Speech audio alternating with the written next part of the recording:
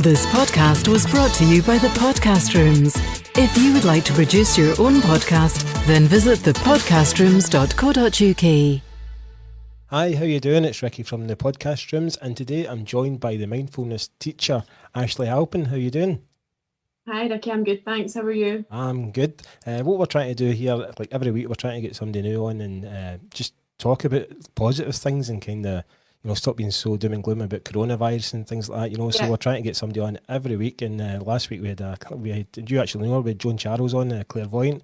But this week I'm totally going to be honest with you. I'm totally dumb when it comes to what mindfulness is. So I'm just going to fire some questions at you because I think just now I do know that mindfulness, it's all good, positive things, and it's good things to help people, especially if you suffer from anxiety and things like that. And I think just now, a lot of people don't know, but people that actually suffer from like anxiety and panic attacks and things like this, when there's a crisis or like a pandemic thing like this, it actually really, really affects them, doesn't it?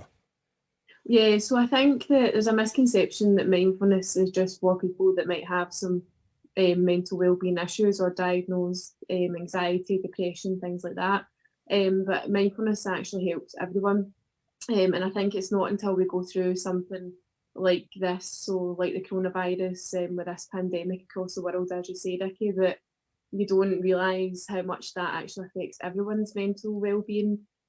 So the way that I describe it really is mindfulness for me is like going to the gym for my brain. So I practice mindfulness meditation every day, but what that doesn't mean is that you're sitting for 40 minutes in, a position that most people would think how a meditator would sit. What you can do is there's lots of different forms of meditation and mindfulness. So there's like two different practices. So the first one's like a formal practice, and that's basically similar to, how people would imagine mindfulness meditation to be. So actually sitting down and trying to meditate. Or you can lie down. There's lots of different positions and how you can actually sit and meditate, or as I say, lie down. But there's also an informal part of the practice, and that means things like even things like silly things like emptying your dishwasher, for example. So I find that a really, really boring task. But when I pay attention, focus on just emptying my dishwasher, that's me being mindful, because I can turn quite a boring task into a positive thing or something that becomes less boring because I'm really focusing on it. And also different things like mindful walking.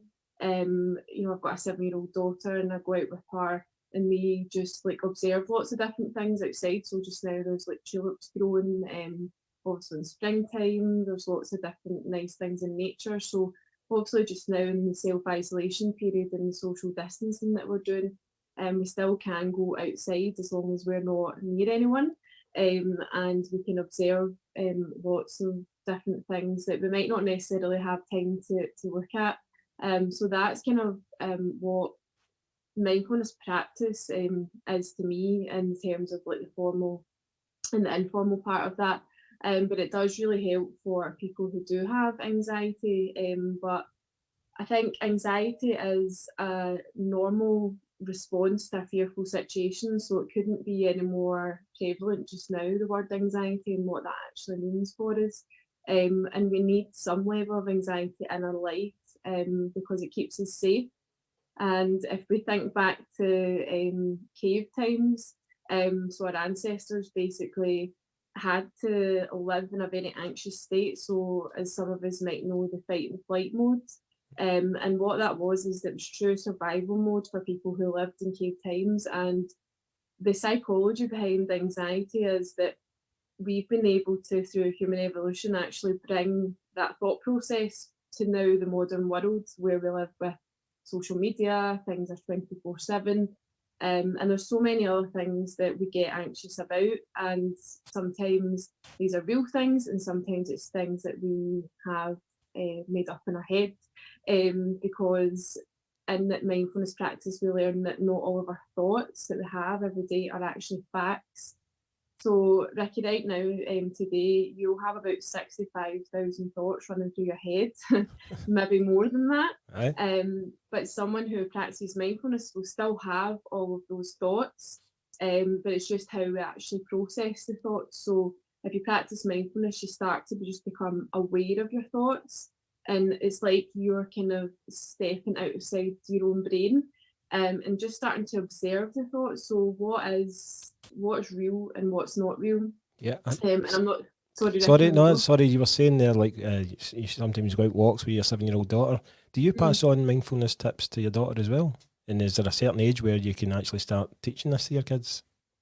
Yeah, so you can do it at any age. So I've also just given birth to a newborn son, and he's 7 weeks old. So I've got a 7-week-old and a 7-year-old, and I can practice mindfulness with them in both in very different ways. So with my 7-year-old, as I say, we do it when we go out walking. So I don't say to her, "Oh, this is us practicing mindfulness now." I just incorporate that into her life. So we'll say, like, what can you see? So as I say, use an example just now in springtime of the tulips, or maybe lambs in the field and things like that. Or what can you hear? So it's all using your senses. So it's basically like a senses meditation, but I call it an active meditation, because what that means is we're being active whilst we're actually being mindful. So what can you see? What can you hear? And what can you smell? So that's the things that you can do when you're out walking. Right. If you're in the house, you can add to that. So if she's eating, so we can talk about mindful eating. So what does it taste like? And not just like, oh, I'm putting a bit of chocolate in my mouth, and what does that actually taste like? Actually taking the time to observe the taste of it. And yeah, the other one's feel. So what can you feel? So if you're touching something, what does that feel like? So that's just a quick kind of thing you can do Yeah. for kids. What actually made you become a mindfulness teacher? So I do get asked this question all the time, and I guess about 3 years ago, I just stumbled across an 8-week course. So what I teach in my own mindfulness practice is mindfulness-based cognitive therapy, and it's an 8-week course. And also can teach the 8-week mindfulness stress reduction course. So I went on one course as a student, and just absolutely fell in love with it. I just went in with a real open mind, and I think we all have stresses every single day, and we don't all acknowledge what those stresses are. And I went into it probably a time in my life where I did have a lot of stresses going on around about me, but those 8 weeks of my life just really felt, I don't know, it was like almost like an awakening or something, that I took to it like a duck to water. And ever since then, I've just always practiced mindfulness. And then about a year later, I applied to become a teacher. So I've been on a journey myself for the last 2 years, doing teacher training, and qualified last year as a teacher.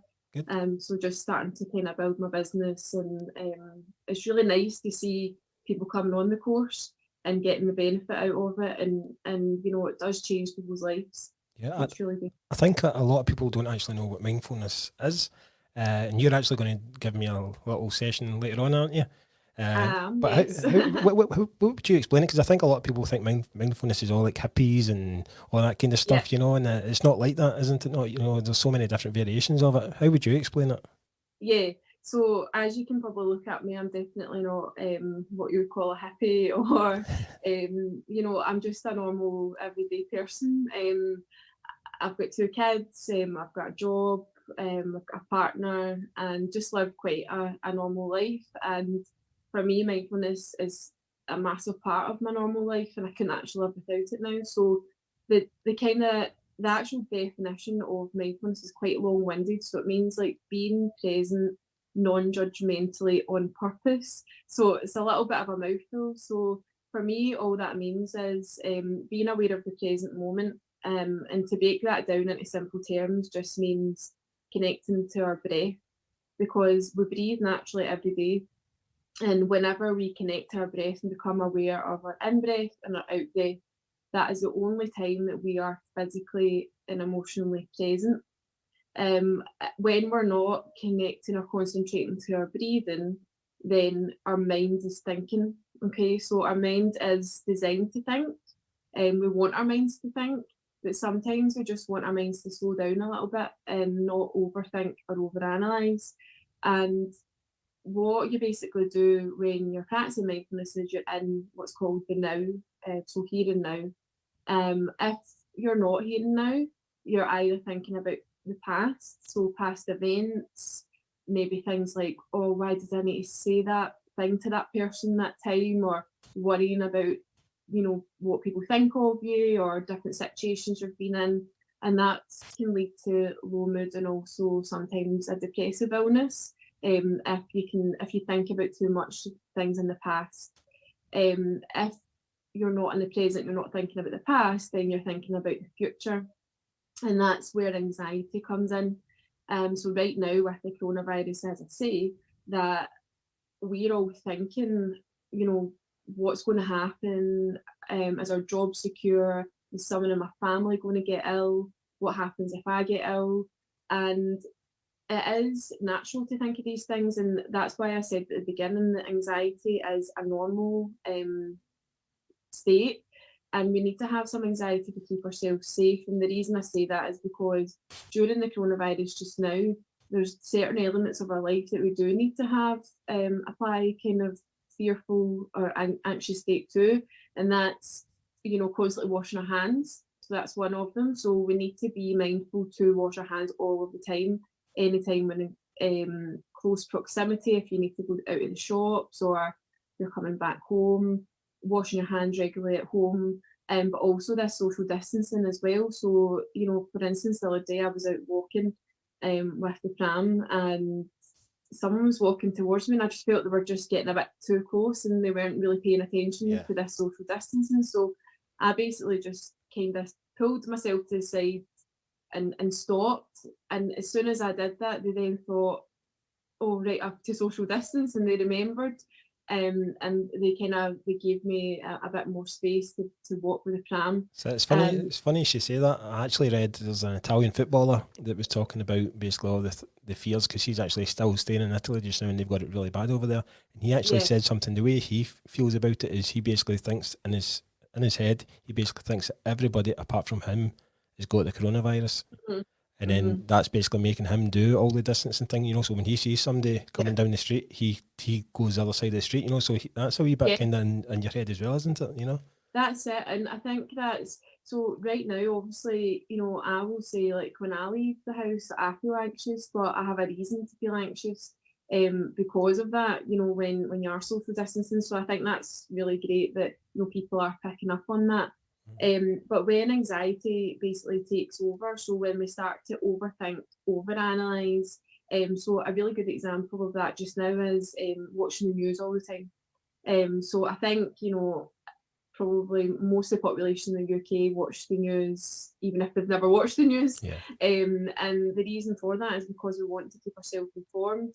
At the beginning, I was watching the news around the clock, and then, I think it was about 2 weeks ago, I did have a bit of a meltdown day, and I thought, you know what, I needed to let some emotion out, to accept where we were as a family and as for me as a person. And it is healthy to let these emotions out and not suppress our emotions all the time. And that's what mindfulness teaches us to do. It teaches us to get in tune with our emotions and understand what they mean to us. So even being a mindfulness teacher, I let this get on top of me. And then basically after that day, I thought, right, okay, I'm accepting now what's going on and what action do I need to put in now for my own self-care and for my own family self-care to get through this time. And that's where mindfulness for me really comes into play. So basically that's... Yeah. I think you've already kind of said a lot of the good benefits of mindfulness, but what would you say is the main key benefits from taking part in mindfulness? Yeah, so a lot of students that I have in my class come because they've got sleep problems. I don't have sleep problems myself, apart from when I was pregnant, but it really does help. I've had so many students comment that when they're on the course that they sleep much better, and students who still come to my classes even though they've completed the course, they know that when they don't meditate or practice mindfulness on a daily basis, that the sleep patterning gets a little bit confused again, and then they need to come back to retune themselves through the guided practice. So that's one thing. One of the massive things that have changed in my life is becoming more aware of reactions. Okay, so basically around not overreacting to situations. So something like, again, I just keep referring to coronavirus because it's so relevant right now.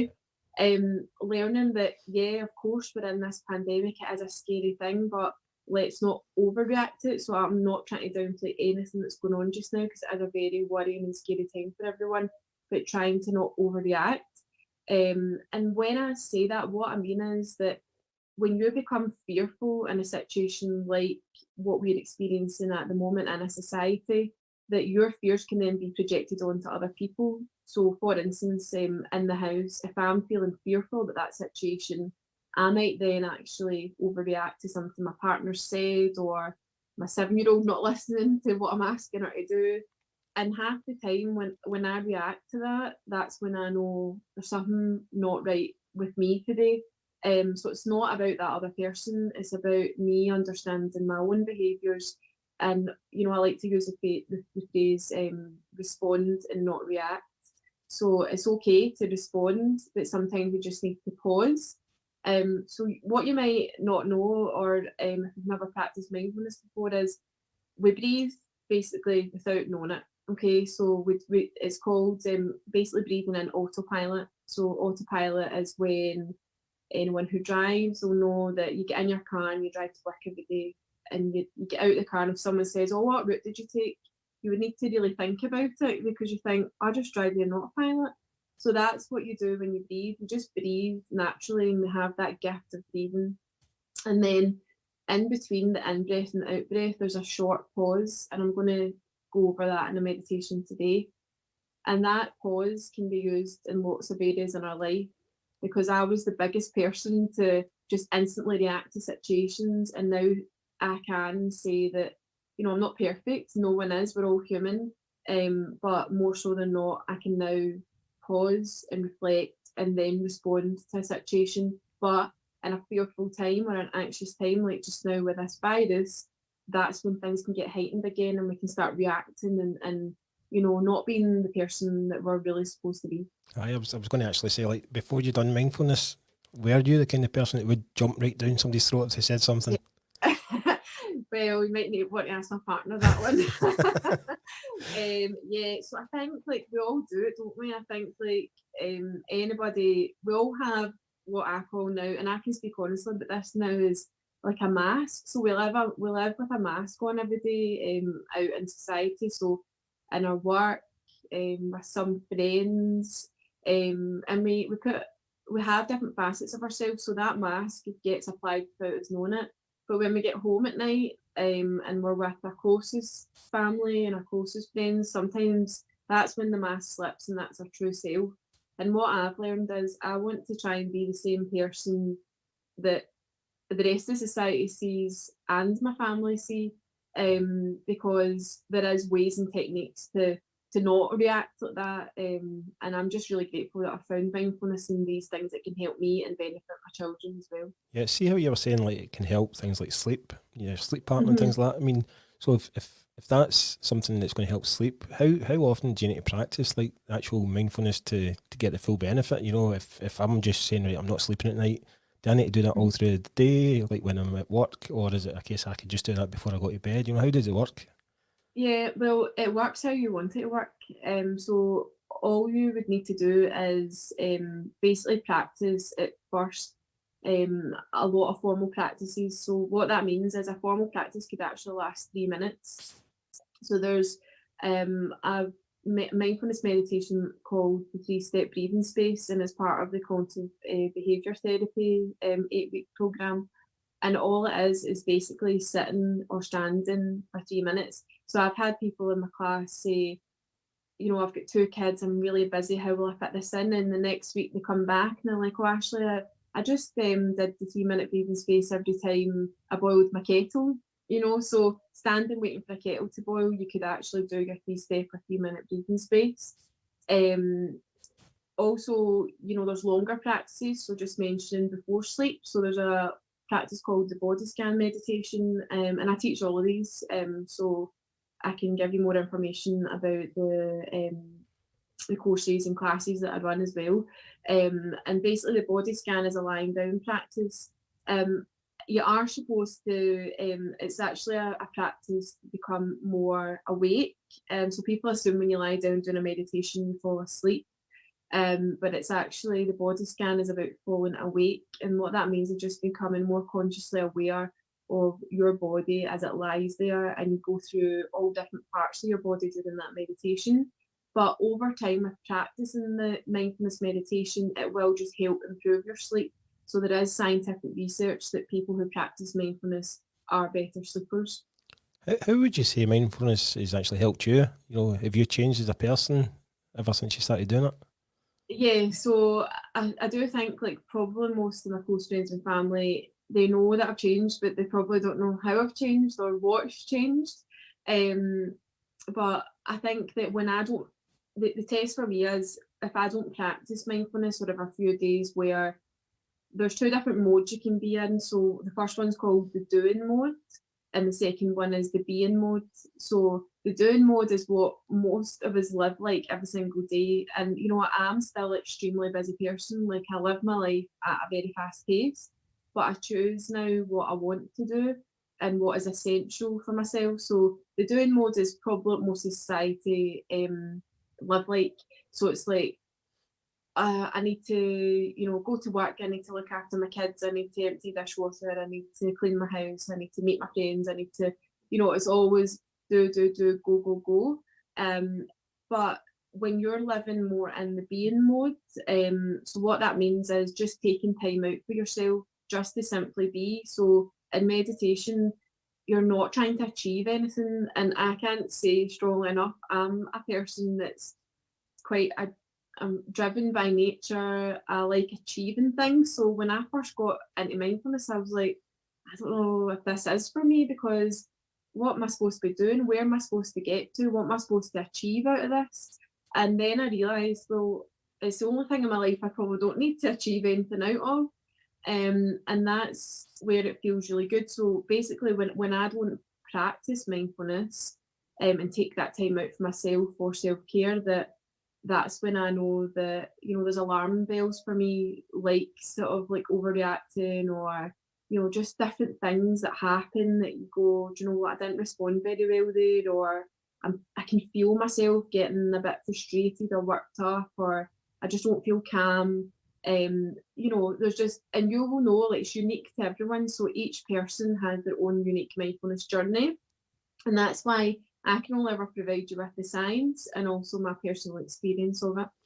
Yeah, I was going to actually ask you about when do you fit this in, because I'm bad enough, like on your Apple Watch, you've got that wee thing that tells you to breathe. I can't, I can't even do that for the minute, So do you actually how would, if somebody says, I've not got the time to do it, what would you say to them? Is it your own willpower? Would you say, listen, set a wee bit of time, between 9, or would you set them a wee plan or whatever? Yeah, so if we take the 3-minute breathing space, because that's the easiest one to apply to everyday life and stick to a routine with. So if you can break, so we've got 24 hours in the day, and if you break that into a third, and a third, okay, so you've got roughly 8 hours that we're supposed to sleep. So some people don't even get 8 hours. Right now I've got a newborn baby, not getting 8 hours. Well, I'm maybe getting that, but in very much broken sleep. Then you've got your working day, which is roughly 8 hours, but we know some people work longer than that. So technically, if you sleep for 8 hours, work for 8 hours, Monday to Friday, then you've got 8 hours left.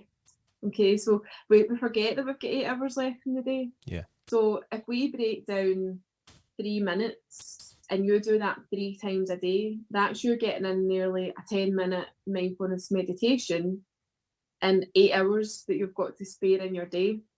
So when you break the timings down, it suddenly doesn't feel that bad, because you think, wait a minute, so if I work for 8 hours, I sleep for 8 hours, I do have 8 hours, and I don't mean free, obviously we're all busy with other things in our life, and especially those of us that have kids as well, or other commitments, caring commitments and different things like that, that we don't in fact have 8 hours to ourselves. Who actually does have that?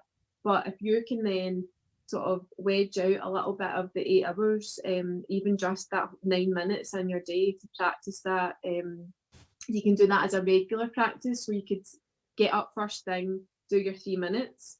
Then at work, so when someone first introduced this to me, I thought, how am I going to do it at work? I would need to go in and sit in the toilet pan. Like, where would I meditate?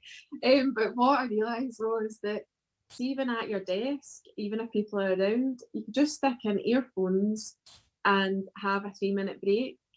Or just even, you don't even need to shut your eyes. You could just basically don't focus on anything. You just have an unfocused gaze. Or if you can get away with closing your eyes, you can do that as well. So basically there's loads of ways that you can do it, and then just doing it at night. So I would say, like, boiling your kettle for your cup of tea or coffee, all different things, waiting for a bath to run. That's a good one as well, where I just sometimes think, oh, this bath needs to hurry up, and like this water needs to get in this bath. Yeah. But then I think, well, actually I should just have more patience and just breathe at that point in time, and that's how simple it is. I'm not taking away, it is so difficult for people to get into a routine, but once you're in that routine, it does change those aspects of your life. Oh, it's quite funny the way you've actually kind of divided the day up there. I'm actually thinking, God, what am I doing with my 8 hours? So what is the best time of day to meditate then, or is everybody different? Anytime. Is it? Any time of the day. There's no right or wrong, and I think that's the non-judgmental part of mindfulness, is that people say to me, am I doing this right? I don't know if I've done it right, especially when they come to a class and then they go away for the week with their homework. So when you come to my course, there's a lot of homework that I set, but I'm not a skill teacher, so I don't check it. It's just really up to you, like how much, basically with mindfulness, it is what you put in, you get out of. Yeah, do you know, it's quite funny. I was kind of being just dumb me, thinking if to do meditation you need to be in that mad pose like in yoga and your hands up in the air, but you're already said you can actually lie down and things like that. You know, you don't need to be sitting to do mindfulness, don't you? No. So just to kind of recap on some of the things you can do. So you can lie down, you can sit in a seated position, you can kneel, you can stand.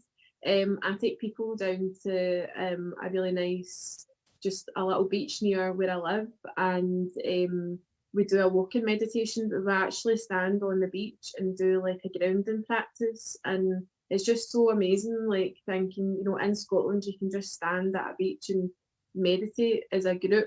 You do get a few people kind of walking past thinking, what are they doing? But I always say that people are curious because they probably think, oh, I could be doing a bit of chilling out just now, to be honest. So there's lots of different ways. And then the informal side of it is applying the mindfulness practice to your everyday life. So mindful eating is a massive one for that.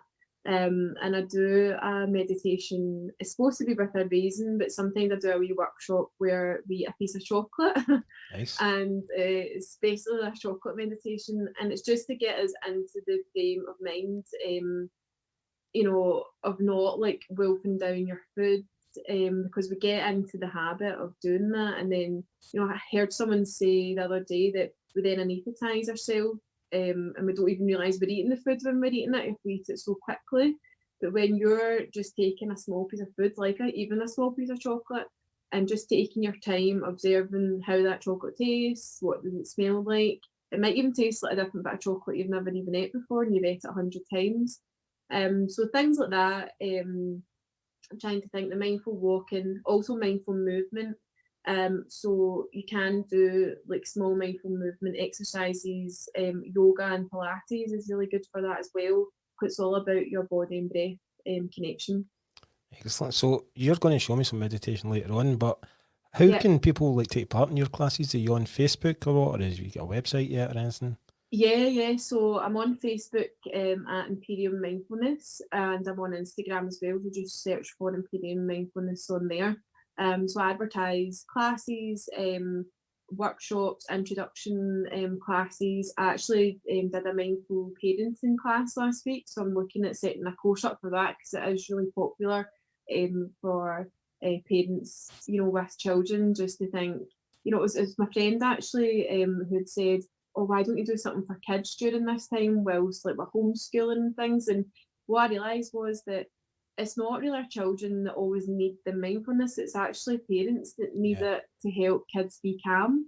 And I think you'd asked about my daughter earlier on, so I know that a lot of my mindfulness practice feeds off on her. And again, I'm not making it a perfect parent. Like there's, we all have like tantrums, and sometimes my tantrums are worse than hers. But basically, when I'm in a good state of mind and practicing my mindfulness, that I know it feeds off in her. And also with my baby, like my partner always says, like he's the most contented baby. And I've practiced mindfulness meditation throughout my whole pregnancy. And I did my first proper baby massage class with him today, and he absolutely loves it. He loves listening to the relaxation music. He let me massage him for 45 minutes. Excellent. And he really likes it. And it is really nice when your own partner's telling you that, that's because of your mindfulness practice. And there is research out there that stress when you're pregnant can affect your baby. And affect, lots of different things in your body, because we release a chemical in our body that isn't good for us when we are stressed. So if you reverse that and basically be calm during that time, or as less stressed as possible, then that can all have good effects for your children as well. Excellent. So you can actually still go about your daily classes and everything, because you can do it remotely. You can do it like via Zoom and things like that, like we're doing just now. So you've no kind of real restrictions just now, have you? No, well, I think I've had to kind of think on my feet like everyone else.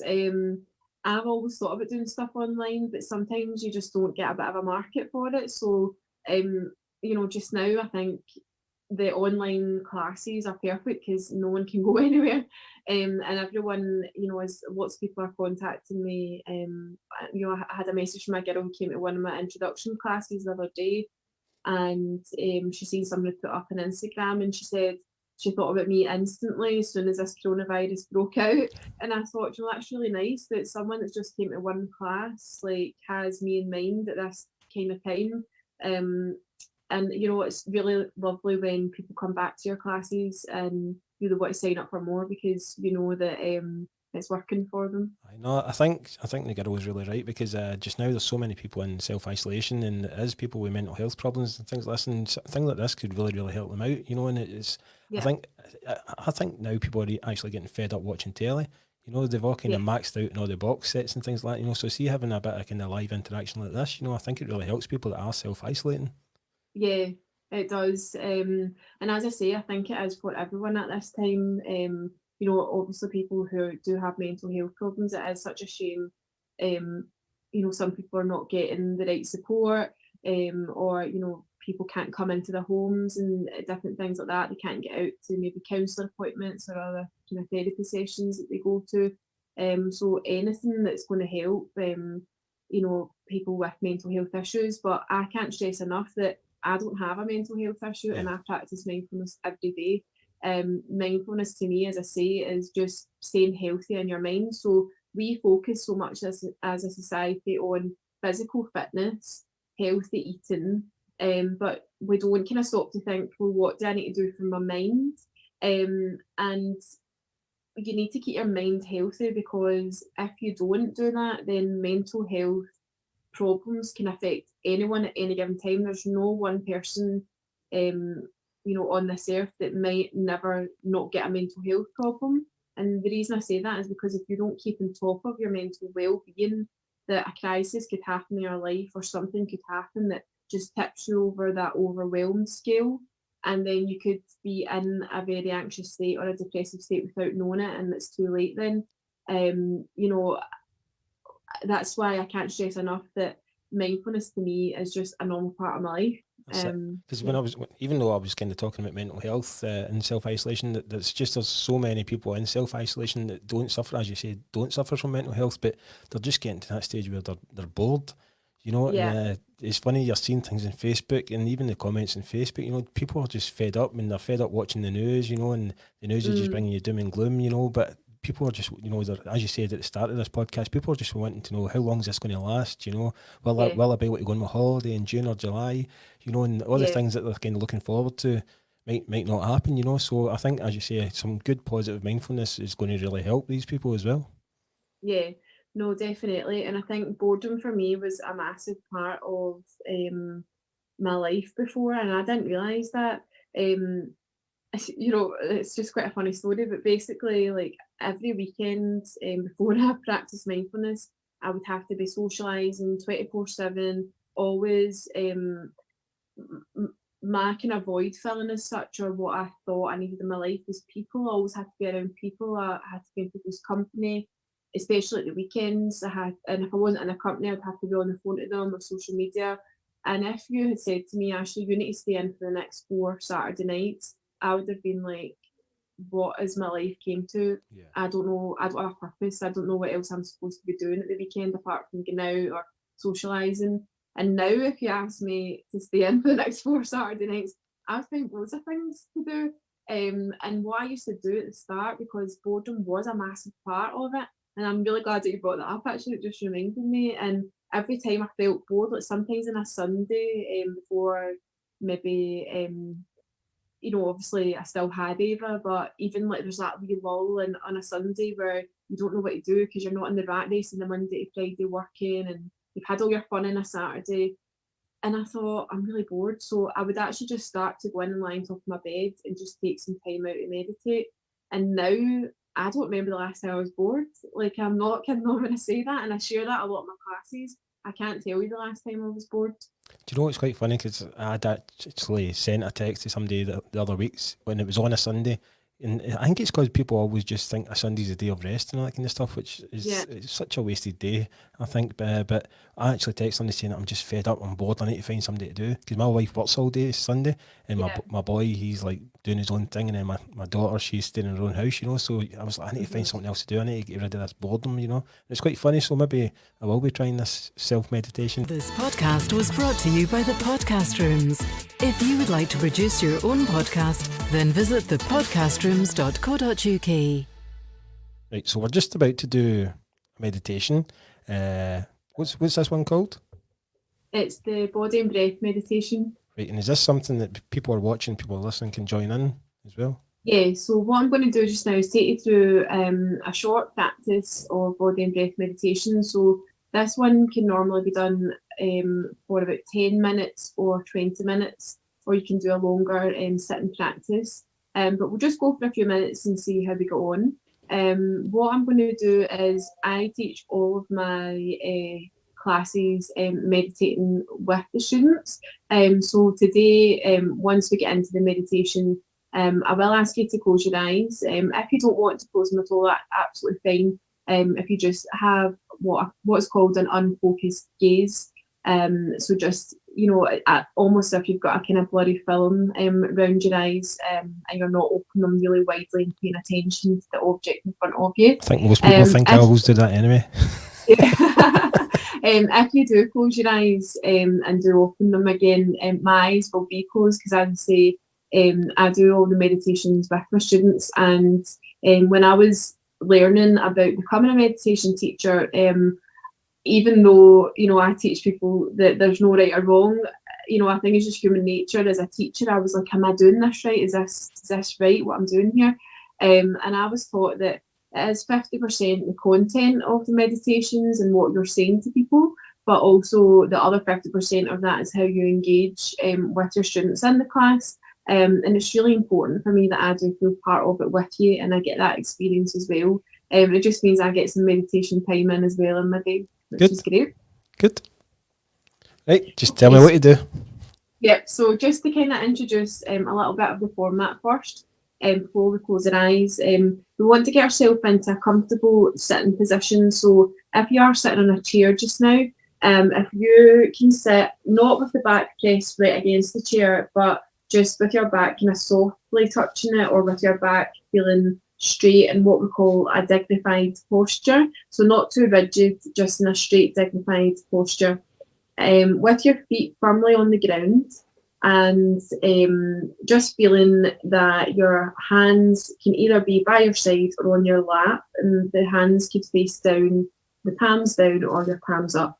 As I said though during the session today, that if you want to just lie down during this and just hear the sound of my voice guiding you, then that's entirely fine as well.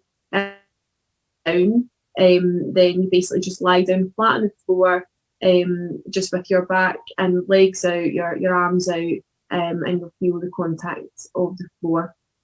Or if you did want to get into a more meditative sitting, a traditional posture, you can sit on the floor with your legs crossed or on some kind of prop, so like a cushion or a yoga block or something like that.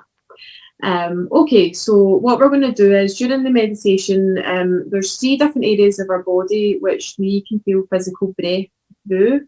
And I'm not sure if you know what they are, Ricki, but I'll just tell you them. So we've got a first spot of our body is our abdomen. And when we're breathing, you will feel physical sensations in your abdomen. So when you breathe in, you'll feel the physical sensation, and then when you breathe out, you feel the same physical sensation. The next part of your body is your chest and rib cage, so you'll feel the inflation and deflation of your rib cage. And the third part is your nostrils. But today we're just going to focus on the abdomen because it is a shorter meditation. And we're just going to focus on the in-breath and the out-breath, and a little bit of time and the pause that I spoke about as well, because the pause is really important. And a lot of people just now feel that there is a pause in their life, and a pause in what would be normal to them. So hopefully this will really help just start to feel more in the present moment and feeling a little bit more calmer to go on with the rest of our days. So if you just want to close your eyes just now and just follow the sound of my voice, get yourself into that comfortable position, and just taking the next moment or two just to start to feel physical sensation of touch.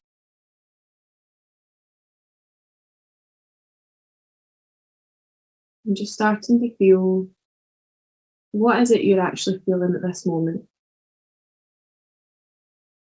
What's going through your mind as you sit here? Is there any parts of your body that you feel discomfort? Maybe tension, tightness. And just scanning your body from the top of your head all the way down through your arms, your abdomen, your legs, your feet. And just seeing if there's any part of your body which needs particular attention right now.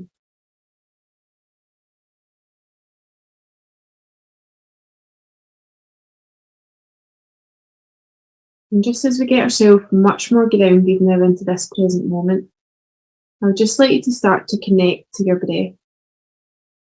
So it's important to note that we're not trying to get anywhere. We're not trying to achieve anything. All we're looking to do is to become aware of this present moment. Just sitting where you are right now, listening to the sound of my voice, and breathing in and out at your own pace.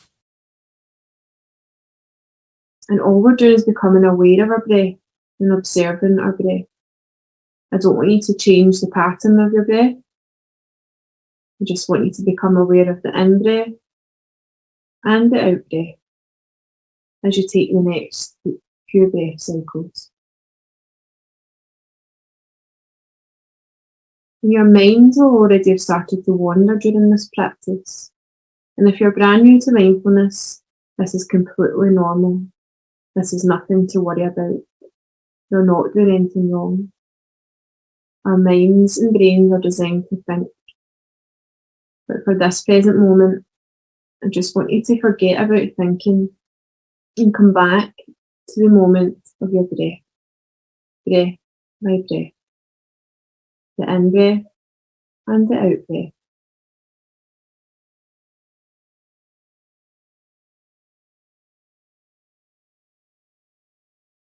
And during the podcast today, I spoke about the pause in between the in-breath and out-breath. And you may have never noticed this before, but when you take your next breath in, before you breathe out, just acknowledge this short pause in between both breaths. And for the next 1 or 2 breath cycles, just become observant of this pause.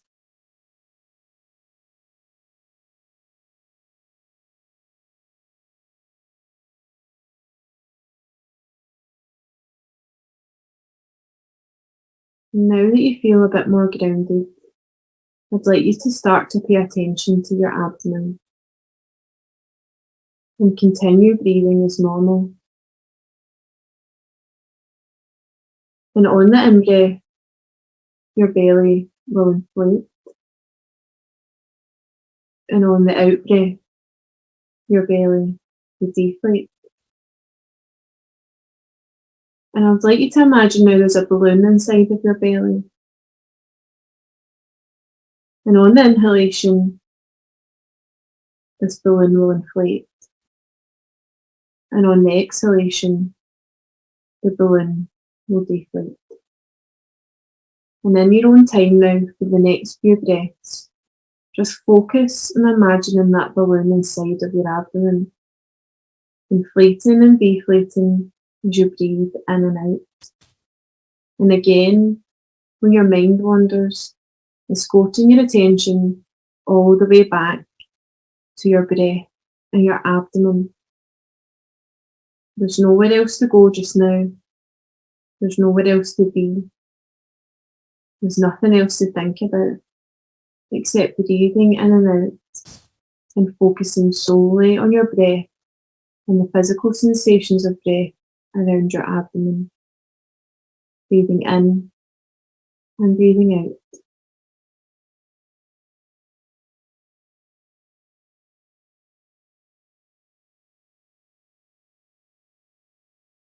And as we continue to breathe in and out, I would like you now to take the focus of attention slowly away from your abdomen and start to become in tune again with your whole body.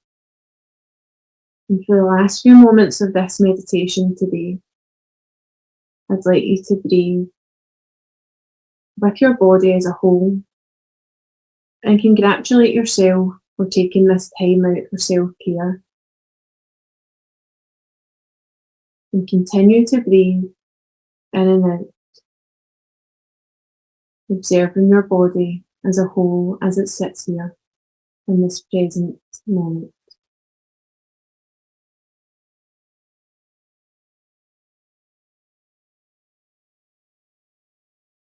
And when you feel ready, just start to wiggle your fingers and toes and gently open your eyes again.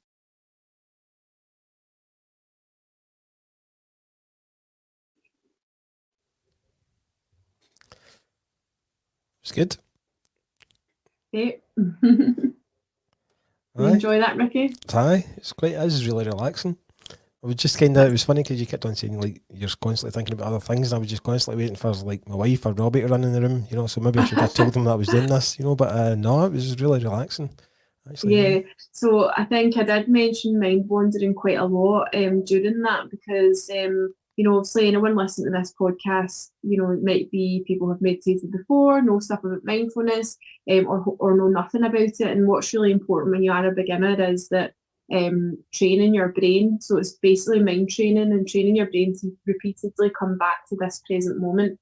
Even for people who have meditated or even who are mindfulness teachers like myself, I need reminded of the mind wandering during guides as well because it's what is known as a beginner's mind. So every time I enter into a new meditation, I go into that meditation with a beginner's mind.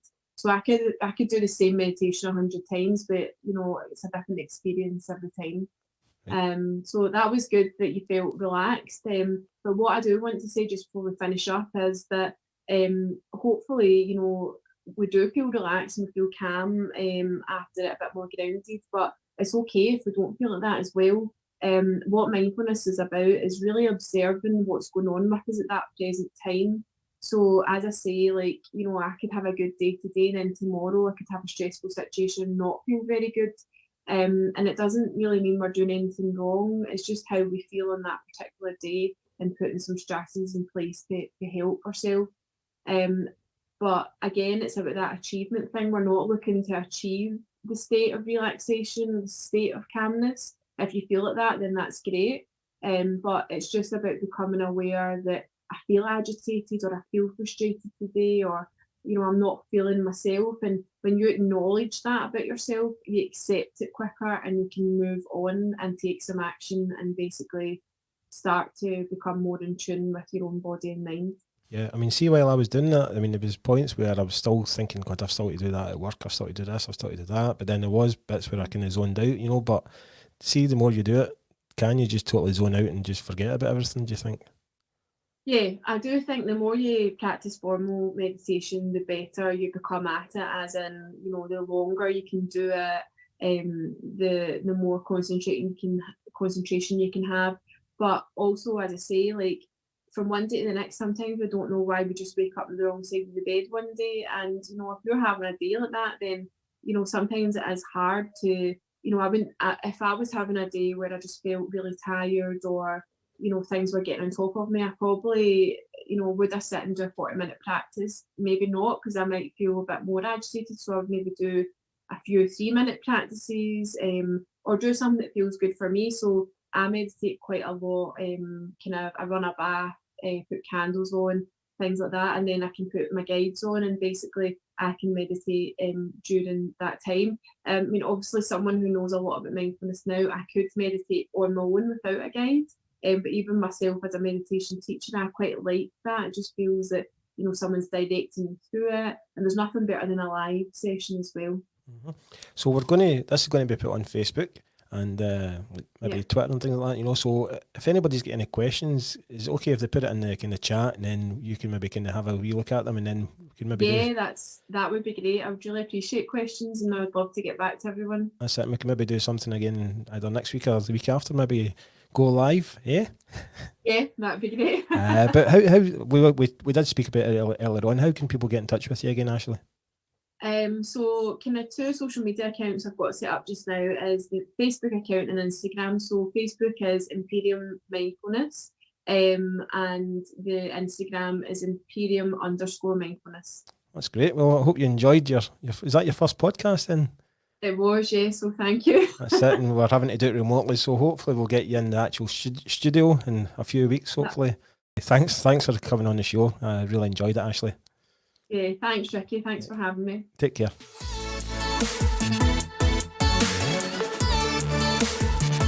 This podcast was brought to you by the Podcast Rooms. If you would like to produce your own podcast, then visit thepodcastrooms.co.uk.